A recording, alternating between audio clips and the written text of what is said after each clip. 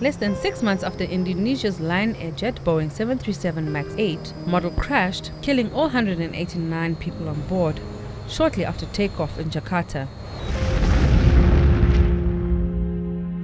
A Nairobi-bound Boeing 737 MAX 8 went down earlier this week, minutes after an early morning takeoff from Addis Ababa, taking with it all 8 crew members and 149 passengers on board. According to the provisional figures of the airline, the victims of the crash were of 35 different nationalities, including 32 Kenyan, 18 Canadians, 9 Ethiopians, 8 Italians, 8 Chinese, 8 Americans, 7 French, 7 British, 6 Egyptians, 5 Germans, 4 Indians, and a passenger who was traveling with the United Nations passport. In Ethiopia, relatives of victims, Kenyan, Chinese, American, and Canadian, of this flight from Addis Ababa to Nairobi were taken to the scene of the accident. In a field 60 kilometers east of the capital of Ethiopia. The aircraft was sprayed on impact, digging an impressive crater in the ground.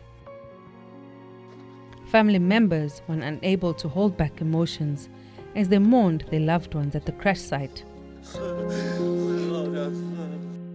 In tears, candles and incense lit, some mourners could only take sand from the site. Some relatives recited prayers or addressed their departed ones, while others await the remains of their loved ones. As expected, messages of condolences to families of the victims have been pouring in. Permettez-moi en effet d'avoir avant toute chose un mot de condoléances pour les victimes et les familles de victimes de l'accident aérien produit sur la compagnie Ethiopian Airlines le dimanche dernier. Vous savez combien nous sommes à vos côtés et aux côtés de l'ensemble des familles de victimes. የደረሰበት አደጋ እጅግ ከፍተኛ ሐዘን በኢትዮጵያውያን ላይ አድርሷል። በዚህ አውሮፕላን ከ33 ሀገር ያላነሱ ዜጎች አሉበት። Although the cause of the accident has not been ascertained, the decision to ground the Boeing 737 MAX 8 as a safety precaution appears to be an appropriate and inevitable call to action by airline operators across the world. At the United Nations Environment Programme, which opened in Nairobi on Monday, the crash cast are all over the gathering as they arrived at the meeting with the United Nations flag flying at half-mast and the colorful display of national flags removed. Kicking off the opening plenary, the mood darkened by the tragedy.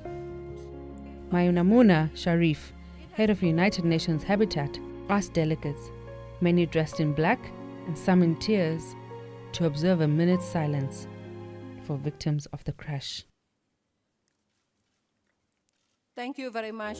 May God bless all of us. She added that the United Nations will not forget this tragedy, nor those who lost their lives. The African communities mourn with the rest of the world.